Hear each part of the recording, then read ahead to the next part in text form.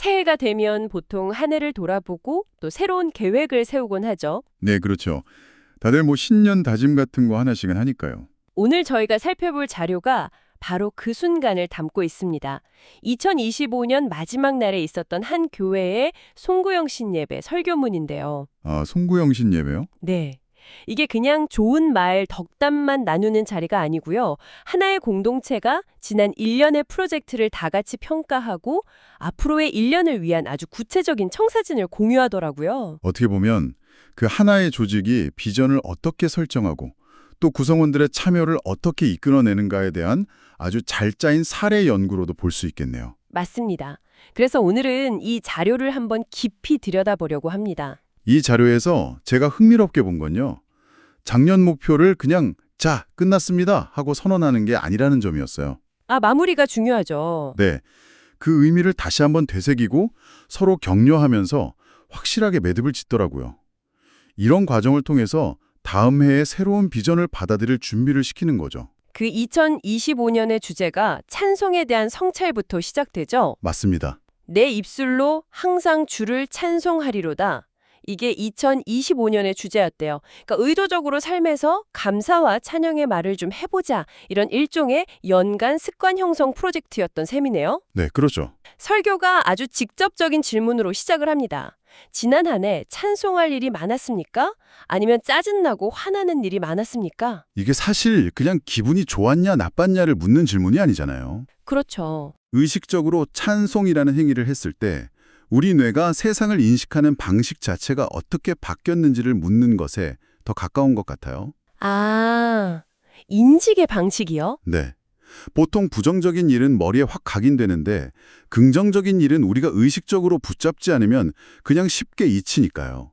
맞아요. 좋은 일은 금방 잊어버리죠. 바로 그겁니다.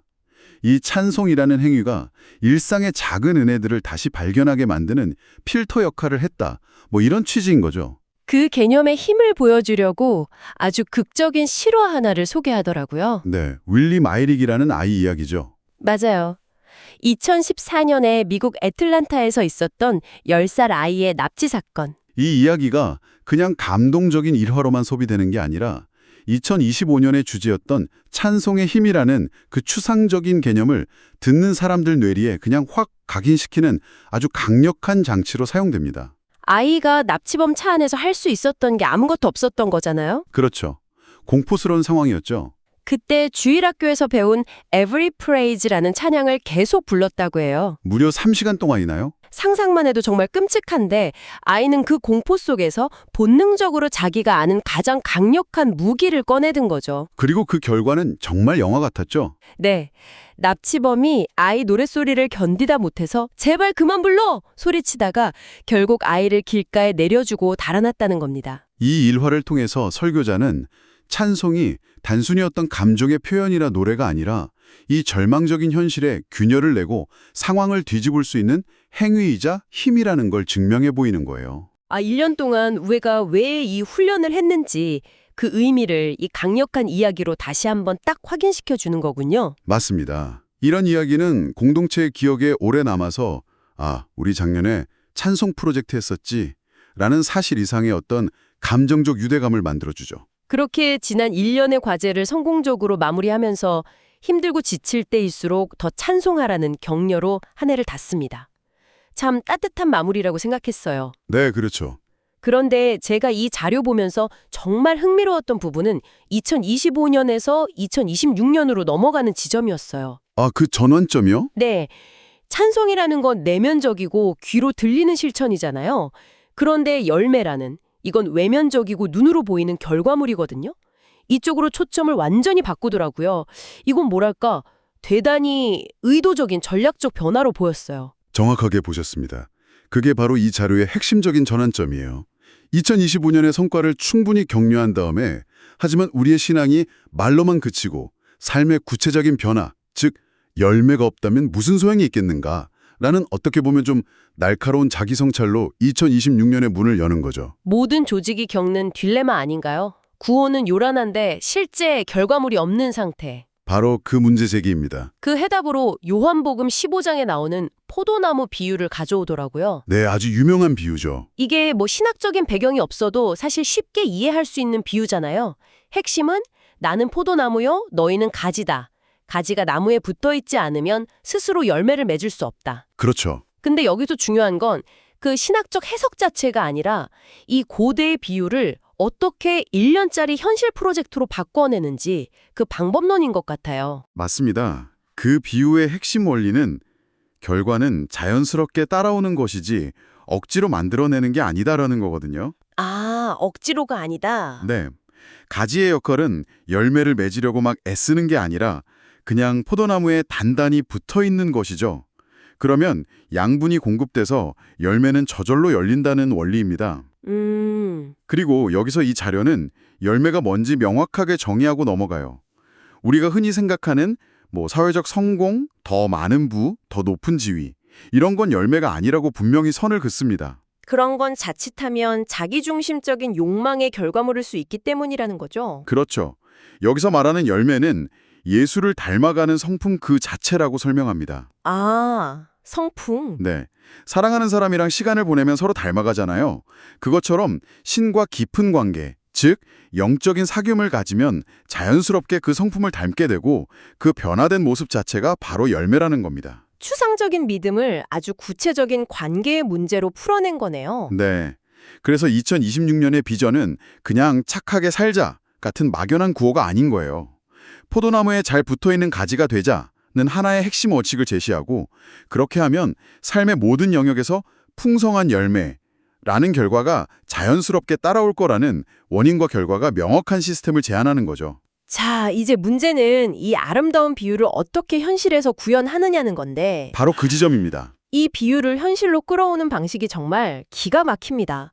어떻게 보면 현대 경영학이나 행동심리학에서 말하는 목표 설정, 동기부여 전략의 완벽한 교본 같아요. 어떤 식으로 진행되나요? 하나의 거대한 숙제가 등장하는데 그 설계가 정말 정교합니다. 먼저 교회에서 가장 잘 보이는 곳에 앙상한 나뭇가지 하나를 설치한대요. 아, 상징물이군요. 네. 그리고 1년 동안 공동체 구성원들이 이 나무를 열매로 가득 채우는 게 공동의 목표가 되는 겁니다. 열매를 채운다. 그건 어떤 방식이죠? 그것도 아주 구체적이에요.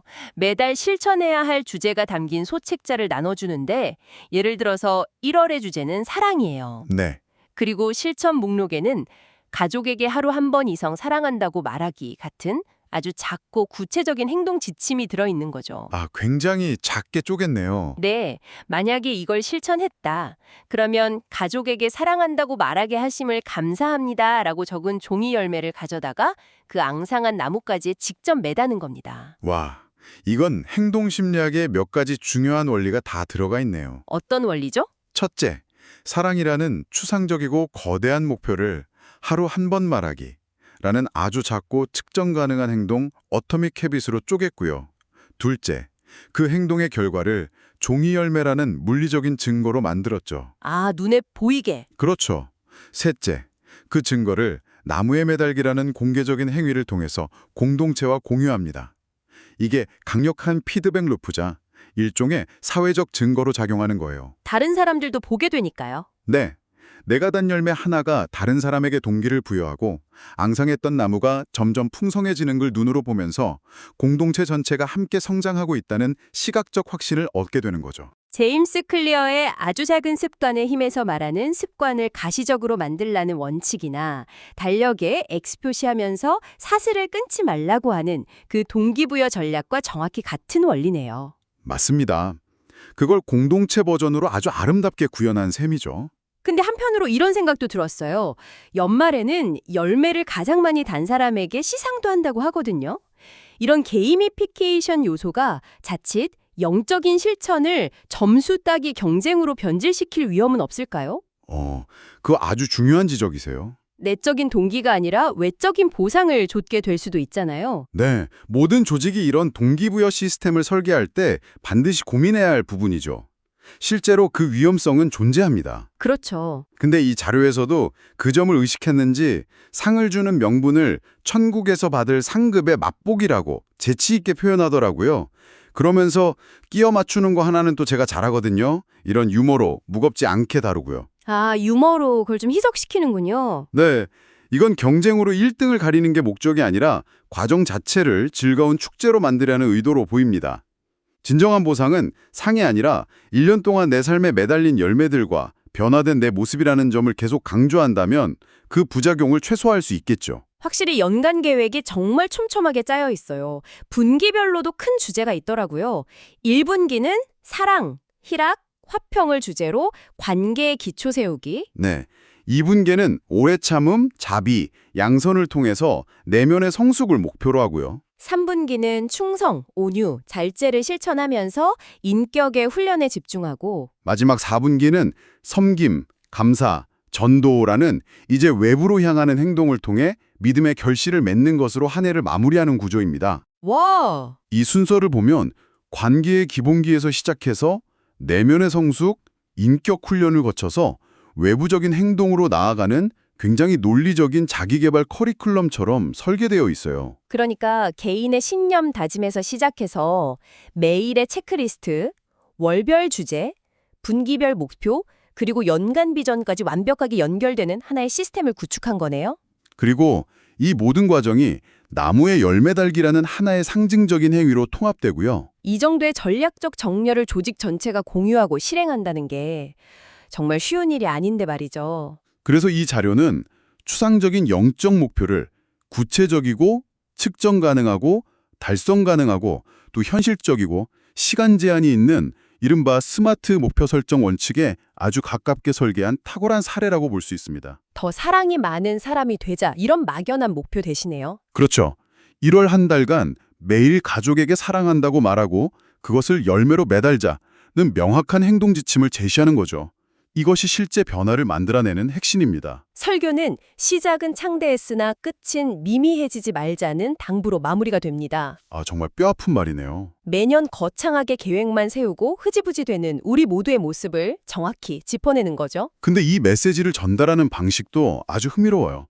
심각하게 경고하는 대신에 유머로 싼 영상을 하나 보여주더라고요. 아, 맞아요. 그 어르신 영상. 네, 불교에서 개종한 한 어르신이 기도를 하다가 너무 익숙했던 예습관이 튀어나와서 실수를 하는 영상이에요. 이걸 통해서 우리도 이렇게 시작과 끝이 다르면 안 됩니다라는 메시지를 아주 유쾌하게 전달하는 거죠. 그런 유머가 방어적인 태도를 허물고 메시지를 더 깊이 받아들이게 하는 효과가 있겠네요. 네, 우리 이러지 맙시다 하고 공동체가 공감하면서 함께 웃는 순간 그들은 이미 함께 끝까지 갈 팀이 되는 겁니다. 맞아요. 그렇게 2026년은 끝까지 함께 가는 한 해가 되기를 다짐하면서 최종 목표를 다시 한번 상기시키더라고요. 그 마지막 그림이죠. 2020년 마지막 예배 때 앙상했던 바로 그 나무가 모두의 작은 실천들로 인해서 풍성한 열매로 가득 찬 은혜의 정원이 된 것을 함께 보며 감사하는 순간. 바로 그 그림입니다. 한 사람의 어떤 영웅적인 노력이 아니라 평범한 사람들의 수많은 작은 열매들이 모여서 하나의 아름다운 정원을 이루는 모습. 이게 공동체가 함께 만들어가는 가시적인 변화의 힘을 보여주는 거죠. 이거 하나 한다고 뭐가 달라져? 라는 개인의 무력감을 이 열매 하나가 정원을 만드는 시작이야. 라는 공동의 효능감으로 바꿔주는 강력한 비전인 셈입니다. 이 자료를 쭉 살펴보고 나니까 비단 신앙적인 목표가 아니더라도 듣고 계신 분들의 한 해 목표에 대해서도 많은 생각을 하게 만드는 것 같아요. 네, 그렇죠. 올해는 더 성장하겠다 또는 더 건강해지겠다 같은 그런 추상적인 다짐을 어떻게 구체적이고 일상적인 실천으로 바꿀 수 있을까 하는 점 말이죠. 맞습니다. 이 프로젝트의 핵심은 보이지 않는 가치를 보이는 행동으로 개인의 노력을 공동체의 성과로 전환하는 그 메커니즘에 있거든요. 만약에 당신이 지적 성장이라는 가치를 위해서 1년짜리 프로젝트를 설계한다면 당신의 나무는 어떤 모습일까요? 아, 저의 나무요? 어쩌면 다 읽은 책의 표지를 찍어서 붙이는 게시판일 수도 있고 새로 배운 지식을 한 문장으로 요약해서 적는 노트일 수도 있겠죠. 매일의 작은 실천이 모여서 1년 뒤에는 정말 정원이라고 부를 만한 결과물을 만들어낸다는 믿음, 그리고 그 과정을 함께할 동료가 있다는 격려. 이 두 가지가 어쩌면 어떤 목표를 이루는데 가장 중요한 요소가 아닐까 싶네요. 그래서 이 자료가 우리에게 던지는 마지막 질문은 아마 이것일 겁니다. 당신의 삶에서 가장 중요하게 생각하는 보이지 않는 가치는 무엇입니까? 그리고 그 가치가 당신의 삶에 분명히 존재한다는 것을 증명하기 위해 내일 당장 매달 수 있는 가장 작고 구체적인 첫 번째 열매는 무엇이 될까요?